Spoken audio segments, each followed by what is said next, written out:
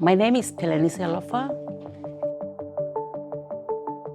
We've been mistreated so many times. We've got misinformation. I grew up in Fiji. In the last few years, we realized that we need to do something.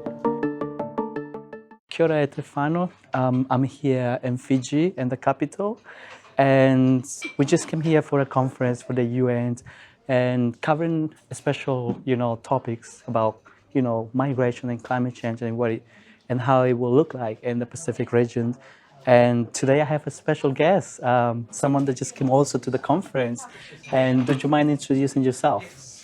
Yeah,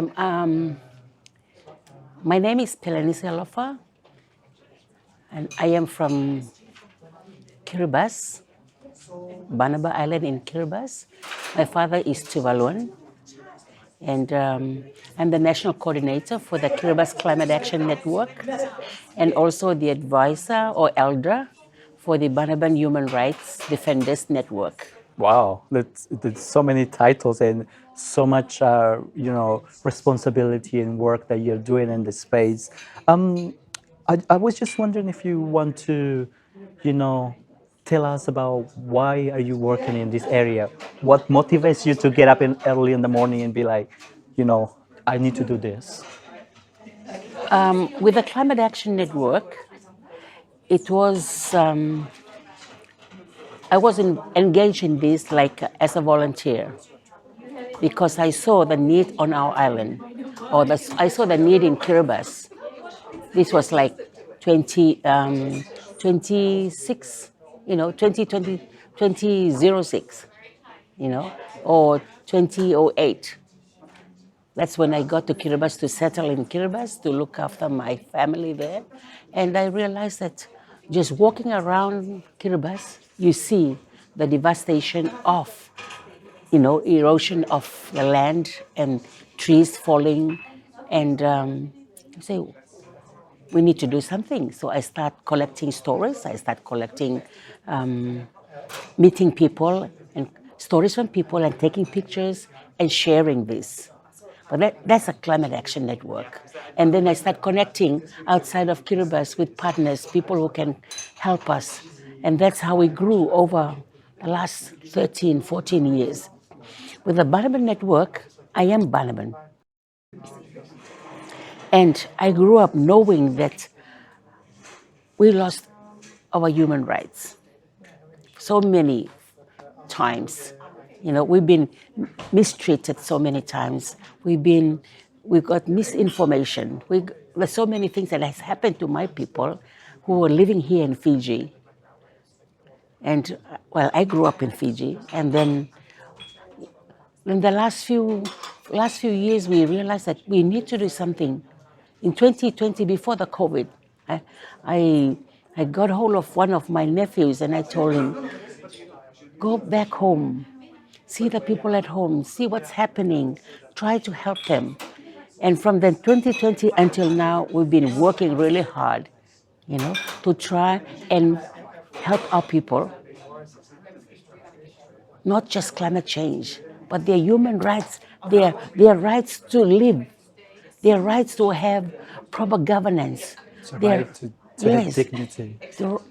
Yes, a right to have dignity while they're here in Fiji. Absolutely. And for those that are listening to us, she gave a presentation today and it was amazing. And you touched on a topic that is actually triggered my brain. And it was, I want to migrate with dignity. We want to migrate not because we want to, because we are being forced to. And then you mentioned about the terminology of, climate refugees and how you want, our international community to reframe it. Because if you happen to migrate, you do want to migrate with dignity. Did you want to elaborate on that comment? Yes. Why migration with dignity is important to me is because of our own experience as Banabans. When we were relocated or resettled here in Fiji, it was so bad, very bad. And this is why I always say we do not want any Pacific Islander to go through this this experience again. Now it's the 21st century. We want to migrate. If we have to migrate, we have to move people. We move them with dignity, not to repeat the Balaban experience. And could you just break it down? What did you mean, like migrating with dignity? Migration with dignity, that means today we need to prepare. We prepare all the legal framework, policies that will include the rights of the people. They have proper housing. They should have proper education. They have to have good food. They have to have a right for everything that they need. And from the children to the disabled to the women to the elders, everybody should have that. And so when they move, they're resettled in a place, but they don't feel that they are, mistreated. They feel that they're comfortable, they are welcomed. And that's part of the social cohesion. So social cohesion is once you migrate to a new place, and then how do you coexist with different cultures, different ethnicities and so on. But it comes to the point that you mentioned, having the right education, having a roof on your head, having those opportunities like employment opportunities, not only for the men but also for the women, for the children, and for the elders. We just want to wrap it up with a message from you and from your community to the international community when it comes to this topic that is political, that is hot, and no one wants to actually address it. What is your message to the community? When we come to human rights, in this space, many times people feel that they do not, it's impossible, this is so hard, But I always feel, with my climate change movement, I say, there's nothing impossible until it is done. Nothing is impossible until it is done. That's by Nelson Mandela. Absolutely. And I felt that for us today, we are fighting our own fight as Banabans.